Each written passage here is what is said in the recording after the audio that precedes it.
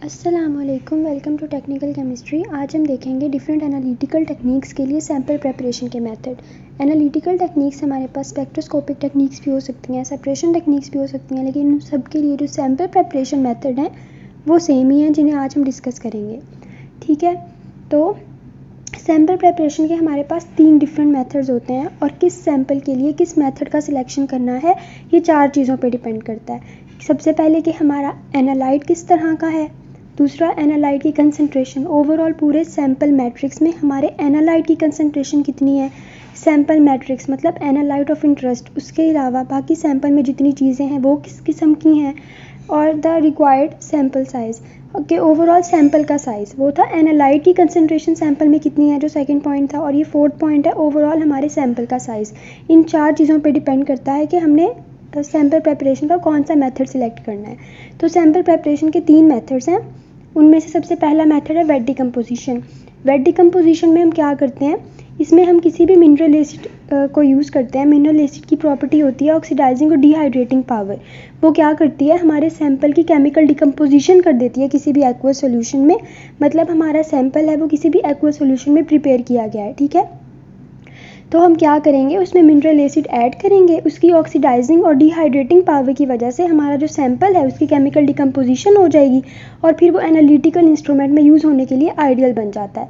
Wait decomposition या sample digestion हम open vessel में भी कर सकते हैं और क्लोज्ड वेसल में भी कर सकते हैं। ठीक है, अब ओपन वेसल में पूरा प्रोसेस करने के डिसएडवांटेजेस क्या हो सकते हैं, ये थोड़ा बहुत हमें आइडिया होगा कि बाहर से कंटामिनेशन हो सकती है, इसके अलावा हमारा सैंपल लॉस हो सकता है। ठीक है, मतलब हम नीचे से हीट प्रोवाइड करेंगे तो सैंपल लॉस हो जाएगा अगर सैंपल ओपन होगा तो। ठीक है, मतलब एवोपरेट होकर सैंपल का लॉस हो जाएगा। तो फिर हम क्या करते हैं, हम नॉर्मली क्लोज्ड वेसल में वेट डिकम्पोजिशन कैरी आउट करते हैं। तो क्लोज्ड वेसल में वेट डिकम्पोजिशन करने के कुछ एडवांटेजेस हैं, तो वो क्या है, सबसे पहले वोलेटिलाइजेशन लॉसेस नहीं होंगे, मतलब वही कि हमारा जो सैंपल है वो एवोपरेट होके फिर उसकी अमाउंट में कमी नहीं आएगी। हमारा सैंपल जितना हमने इनिशियली लिया था ना उसकी amount throughout the process same ही रहेगी।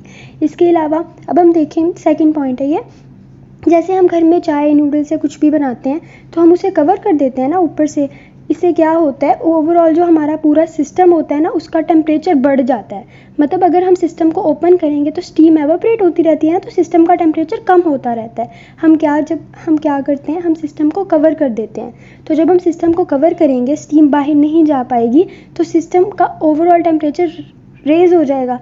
इससे क्या होगा, रिएक्शन टाइम शॉर्ट हो जाता है, मतलब हमारा ओवरऑल जो पूरा प्रोसेस होगा वो ज़रा जल्दी हो जाएगा और ब्लैंक वैल्यूज़ कम आती हैं। ब्लैंक वैल्यूज़ मतलब जैसे हम स्पेक्ट्रोस्कोपिक मेथड परफॉर्म कर रहे हैं तो उसमें हमें पता है एब्जॉर्प्शन पीक्स आती हैं। ठीक है, तो शुरू में कुछ ऐसी पीक्स आ जाती हैं जिनकी कोई वैल्यू नहीं होती। ठीक है, तो ब्लैंक, उसे कहते हैं ब्लैंक वैल्यू, तो वो नहीं आती अगर हम क्लोज्ड वेसल सिस्टम में अपनी वेट डिकम्पोजिशन कर रहे हैं। और लास्ट और मोस्ट इंपॉर्टेंट पॉइंट ये है कि अगर हमारा सिस्टम कवर्ड होगा तो ऑब्वियस सी बात है कि किसी भी एक्सटर्नल सोर्स से कंटामिनेशन नहीं होगी, मतलब बाहर से कोई भी डस्ट पार्टिकल से किसी भी तरह की कंटामिनेशन आके हमारे सैंपल की प्योरिटी को अफेक्ट नहीं करेगी। ठीक है, अच्छा, हमने वेट डिकम्पोजिशन या वेट डाइजेशन मेथड देख लिया। अब हम देखेंगे यूज़ ऑफ ऑर्गेनिक सॉल्वेंट। अच्छा, तो जब स्टार्ट में हमारे पास स्पेक्ट्रोस्कोपिक मेथड, यहाँ पे AAS लिखा हुआ है, मतलब एटॉमिक एब्जॉर्प्शन स्पेक्ट्रोस्कोपी। आप साथ साथ स्लाइड्स रीड करते रहिएगा, आपके लिए हेल्पफुल होगा। तो जब एटॉमिक एब्जॉर्प्शन स्पेक्ट्रोस्कोपी के मतलब रिसर्च स्टेजेस के जब अर्ली डेवलपमेंट स्टेज चल रहा था, तो हमने मतलब साइंटिस्ट्स ने क्या देखा कि ऐसा एनालाइट सॉल्यूशन जिसमें कोई low molar mass organic solvent था। अब low molar mass organic solvent कौन से होते हैं, अल्कोहल हो सकता है, ईथर हो सकता है, कीटोन हो सकते हैं, एस्टर्स हो सकते हैं। तो ऐसे सॉल्यूशंस जिनमें low molar mass organic solvent थे वो इन्हेंस्ड एब्जॉर्प्शन पीक शो करते थे, मतलब उनकी एब्जॉर्प्शन पीक ज़्यादा प्रोमिनेंट होती थी। ठीक है, और कुछ केसेस में अगर हमारा मतलब ऑर्गेनिक सॉल्वेंट हमारे एनालाइट के हिसाब से बहुत ज़्यादा ही सूटेबल है, तो फिर क्या होता था कि हमारी सेंसिटिविटी पूरे प्रोसेस की 3 फोल्ड मतलब 3 गुना बढ़ जाती थी। तो फिर इस तरह की सेंसिटिविटी अचीव करने के लिए, मतलब इतनी इन्हेंस्ड सेंसिटिविटी अचीव करने के लिए हम सॉल्वेंट एक्सट्रैक्शन का फिनोमिना एम्प्लॉय करते थे। हमें पता है यूज़ ऑफ ऑर्गेनिक सॉल्वेंट, मैंने सॉल्वेंट एक्सट्रैक्शन थोड़ा ब्रीफ एक्सप्लेन किया था कि हम उसमें 2 तरह के सॉल्वेंट यूज़ करते हैं, एक्वस सॉल्वेंट और ऑर्गेनिक सॉल्वेंट। तो ये वही बात है कि हम ऑर्गेनिक सॉल्वेंट यूज़ करेंगे तो फिर ऐसे सब्सटेंसेस जिनकी सॉल्युबिलिटी ऑर्गेनिक सॉल्वेंट में ज़्यादा होगी वो एक्वस लेयर से ऑर्गेनिक लेयर में मूव कर जाएंगे और फिर हम उसे सेपरेट कर सकते हैं। अच्छा, लास्ट पॉइंट में लिखा हुआ है कि अगर हमारा जो मेटल था जिसे हम सेपरेट कर रहे थे पूरे सैंपल से, ठीक है, अगर वो ऑर्गेनिक फेज़ में चला गया है तो हम ऑर्गेनिक फेज़ को एवोपरेट करके अपना मेटल एक्सट्रैक्ट कर सकते हैं। जैसे फॉर एग्जांपल हमारा जो ऑर्गेनिक सॉल्वेंट है वो ईथर था या एनहेक्सेन ले लेते हैं, तो एनहेक्सेन का बॉइलिंग पॉइंट 68.7 होता है मेरे ख्याल से। तो जब हम इतना टेम्परेचर प्रोवाइड करते हैं ना हमारे सिस्टम को, अगर हमने ऑर्गेनिक सॉल्वेंट एनहेक्सेन यूज़ किया था, तो फिर अगर हम उसके बॉइलिंग पॉइंट इतना टेम्परेचर प्रोवाइड करेंगे तो हमारा सॉल्वेंट एवोपरेट हो जाएगा और हमारे पास सिर्फ मेटल रह जाएगा। ऑर्गेनिक सॉल्वेंट को यूज़ करने के कुछ एडवांटेजेस हैं। जैसे अभी हमने देखा कि हम सॉल्वेंट एक्सट्रैक्शन के थ्रू, मतलब ऑर्गेनिक लेयर में हमारा मेटल मूव कर रहा था, उसके बाद हम ऑर्गेनिक लेयर को एवोपरेट करा रहे थे और हम मेटल एक्सट्रैक्ट कर लेते थे। मतलब हमारा एनालाइट बाकी रेस्ट ऑफ द सैंपल से सेपरेट हो गया ना, तो फिर इससे इंटरफेरेंस ख़त्म हो जाती है। इंटरफेरेंस, केमिकल इंटरफेरेंस किसे कहते हैं कि जब हमारा एनालाइट पूरे एक सैंपल सिस्टम में प्रेजेंट होता है ना, तो फिर उस सैंपल मैट्रिक्स में ऐसे सब्सटेंसेस होते हैं जो हमारे एनालाइट की पीक के साथ इंटरफेयर करते हैं, मतलब वो अपनी पीक देना स्टार्ट कर देते हैं। तो फिर अगर हम अपने एनालाइट को सेपरेट करके सारा फिनोमिना करेंगे उसके साथ आगे, चाहे हम स्पेक्ट्रोस्कोपी कर रहे हैं उसकी या कुछ भी कर रहे हैं, कोई भी एनालिटिकल टेक्निक हम कर रहे हैं, अगर हम अपना एनालाइट बाकी सैंपल से सेपरेट करके पूरा फिनोमिना करेंगे तो फिर क्या होगा कि केमिकल इंटरफेरेंस कम हो जाएगी। अच्छा, सेकंड पॉइंट क्या है, अगर हम अपने मेटल का, चाहे वो मेटल कोई भी है, कैल्शियम, मैग्नीशियम या कोई भी, ठीक है, हम उसका कॉम्प्लेक्स बना रहे हैं ऑर्गेनिक सॉल्वेंट के साथ। फॉर एग्जांपल हमारा ऑर्गेनिक सॉल्वेंट EDTA है, ठीक है, हमें पता है EDTA कितना पॉपुलर ऑर्गेनिक सॉल्वेंट है, बहुत कॉमनली यूज़ किया जाने वाला वो कॉम्प्लेक्सिंग एजेंट है। तो अगर हमने अपने मेटल का कॉम्प्लेक्स EDTA के साथ बनाया है तो उसकी एटोमाइजेशन एफिशिएंसी 10 फोल्ड इन्हेंस हो जाती है। एटोमाइजेशन एफिशिएंसी किसे कहते हैं? अगर आपने एटॉमिक एब्जॉर्प्शन स्पेक्ट्रोस्कोपी पहले पढ़ी है तो आपको आइडिया होगा कि एटोमाइजेशन एफिशिएंसी किसे कहते हैं।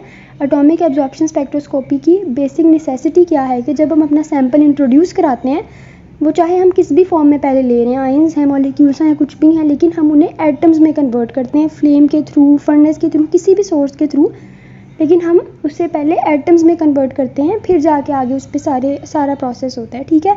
तो एटोमाइजेशन एफिशिएंसी इंक्रीज़ हो जाती है अगर हम अपना मेटल कॉम्प्लेक्स कर रहे हैं ऑर्गेनिक सॉल्वेंट के साथ। इसके अलावा वही बात है कि हम अपने एनालाइट को एक्सट्रैक्ट कर रहे हैं ना, बाकी सब मतलब थोड़ा थोड़ा करके एक्सट्रैक्ट करते हैं पूरे सैंपल से ऑर्गेनिक सॉल्वेंट के थ्रू, तो उसकी कंसनट्रेशन 10 to 100 फोल्ड बढ़ जाती है, ठीक है। मतलब एक फॉर एग्जांपल हमारे पास 1000 ppm सॉल्यूशन था, उसमें अब एनालाइट की कंसनट्रेशन बहुत थोड़ी सी होगी, हमने उससे 100 ppm बना लिया, उसमें 1000 की निस्बत ज़्यादा कंसनट्रेशन होगी एनालाइट की, फिर हमने 100 ppm से 10 ppm बना लिया है, तो उसमें 100 की निस्बत ज़्यादा कंसनट्रेशन होगी एनालाइट की।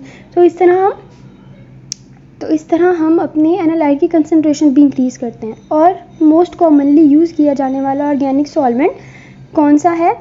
MIBK, methyl isobutyl ketone. ये सबसे ज़्यादा आइडियल सॉल्वेंट है जो हम एटॉमिक एब्जॉर्प्शन स्पेक्ट्रोस्कोपी में फ्लेम में एस्पायरेट करवाते हैं, ठीक है। थर्ड और फाइनल मेथड है हमारे पास माइक्रोवेव डाइजेशन। माइक्रोवेव ओवन्स आजकल हर दूसरे घर में होते हैं, हमें पता है, हम उससे हीटिंग भी कर सकते हैं, बेकिंग भी कर सकते हैं। तो उसका बेनिफिट कन्वेंशनल हीटिंग की निस्बत क्या होता है कि हमारा जो प्रोसेस है वो एफिशिएंटली ज़रा जल्दी हो जाता है, मतलब लेस टाइम कंज्यूमिंग होता है ना। तो माइक्रोवेव डाइजेशन सिस्टम, हम किसी भी तरह का जियोलॉजिकल या बायोलॉजिकल सैंपल, चाहे वो कितना भी कॉम्प्लेक्स हो, वो हम ऑर्गेनिक सॉल्वेंट या फिर वेट डिकम्पोजिशन के थ्रू जब हम वो करना स्टार्ट करेंगे ना, तो वो प्रोसेस बहुत ज़्यादा टाइम कंज्यूमिंग होता है। तो हम सिंपली माइक्रोवेव डाइजेशन कर देते हैं, उसकी किसी माइक्रोवेव में उसे प्लेस कर देंगे और फिर वो ईजीली जो चीज़ें हमें पूरे अपने सैंपल में से नहीं चाहिए होंगी वो डाइजेस्ट हो जाएंगी सिस्टम में, मतलब सिस्टम से खुद ब खुद रिमूव हो जाएंगी माइक्रोवेव्स के थ्रू। अच्छा, तो ये इनऑर्गेनिक और ऑर्गेनिक सैंपल्स के लिए माइक्रोवेव डाइजेशन का कॉन्सेप्ट सबसे पहले मिड 1970s में प्रपोज किया गया। इसका एडवांटेज क्या था? यही कि माइक्रोवेव्स चूँकि बेहतर हीटिंग सोर्स हैं, ठीक है, तो फिर लेस टाइम कंज्यूमिंग है, हमारा प्रोसेस जल्दी हो जाता है। और कन्वेंशनल फ्लेम, मतलब जैसे एटॉमिक एब्जॉर्प्शन स्पेक्ट्रोस्कोपी या किसी भी स्पेक्ट्रोस्कोपिक मेथड में हम क्या करते हैं, अगर हम कन्वेंशनल हीटिंग प्रोसेस यूज़ कर रहे हैं तो फिर हाँ, जिस वेसल में हम अपना प्रोसेस कैरी आउट कर रहे होंगे, जो भी कंटेनर है, बीकर या एनीथिंग, वैसे हम बीकर को नहीं रखते, कोई भी चीज़ है जिसमें हम अपना प्रोसेस कर रहे हैं, चाहे चाइना डिश या कुछ भी है, ठीक है। तो वो वेसल भी हीट हो जाता है, ठीक है। मतलब हमारे सैंपल के साथ साथ जिस वेसल में हम प्रोसेस कर रहे होते हैं ना, उसका टेम्परेचर भी रेज हो जाता है, जो कि हम नहीं चाहते होते। तो माइक्रोवेव डाइजेशन में क्या होगा, without heating of vessel heat up नहीं होगा, हमारे सैंपल जो होगा ना सिर्फ वो हीट होगा, वो भी कन्वेंशनल मेथड की निस्बत बहुत जल्दी हो जाएगा, ठीक है। इसके अलावा अब कोई भी चीज़ है, हमारा सैंपल है, तो उसका बॉइलिंग पॉइंट अगर हम उसे माइक्रोवेव में हीट कर रहे हैं ना, तो कन्वेंशनल हीटिंग की निस्बत उसका बॉइलिंग पॉइंट जल्दी अचीव हो जाएगा।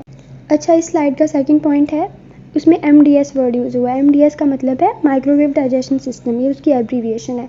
अच्छा, इससे क्या होता है, वही सेम बात, ये पॉइंट बार बार रिपीट होगा क्योंकि ये इसका सबसे ज़्यादा अहम बेनिफिट है बाकी दो मेथड्स की निस्बत, कि जो ऑपरेटर टाइम है ना, ओवरऑल हमारा पूरा प्रोसीजर करने का जो टाइम है, अगर हम माइक्रोवेव डाइजेशन सिस्टम यूज़ करेंगे ना, तो हमारा ऑपरेटर टाइम कम हो जाएगा। और इसका आजकल एक और बेनिफिट क्या चल रहा है कि हम एक साथ 4, 6 या 8 वेसल्स भी कमर्शियली यूज़ कर सकते हैं, जिससे हम मतलब इतने ज़्यादा सैंपल्स की एक साथ इकट्ठे एनालिसिस कर सकते हैं, ठीक है। और इसके बेनिफिट क्या है कि मैक्सिमम रेकमेंडेड टेम्परेचर, जैसे हमें पता ही है माइक्रोवेव, जब हमारे घर में भी जो ओवन है हम उसका टेम्परेचर सेट करते हैं, चाहे हम बेकिंग भी कर रहे हो। जैसे बेकिंग के लिए 180 degree Celsius most suitable temperature है, तो अगर हम माइक्रोवेव डाइजेशन करा रहे हैं ना किसी भी सैंपल की, तो उसके लिए 250 डिग्री सेल्सियस सबसे ज़्यादा सूटेबल टेम्परेचर है। अच्छा, इसके अलावा जैसे घर में प्रेशर कुकर होते हैं, जब प्रेशर कुकर का टेम्परेचर, वो अंदर उसके प्रेशर बहुत ज़्यादा बढ़ जाता है, तो उसकी जो ऊपर विसल, सीटी कहते हैं हम घरों में नॉर्मली उसे ना, तो वो मतलब उससे आवाज़ आना स्टार्ट हो जाती है ना, जिससे हमें पता चलता है कि उसमें प्रेशर बहुत ज़्यादा बढ़ गया है, तो फिर हम उसका जो लिड होता है उसे रिमूव कर देते हैं। ऐसे ही जब हमारे पास माइक्रोवेव डाइजेशन सिस्टम में ओवर प्रेशराइजेशन हो जाती है ना, तो होम प्रेशर कुकर्स की तरह ही इसका जो वॉल्व होता है ना, वो डिस्टॉर्ट हो जाता है और एक्सेस प्रेशर रिलीज़ हो जाता है, ठीक है, जैसे घर के कुकर्स में होता है। अच्छा, तो ये था हमारा आज का लेक्चर। हमने 3 तरह के सैंपल प्रिपरेशन मेथड देखे, wet decomposition, use of organic solvent और माइक्रोवेव डाइजेशन सिस्टम। होपफुली आपको समझ आ गया होगा। Thank you for listening and subscribe my channel technical chemistry. Thank you.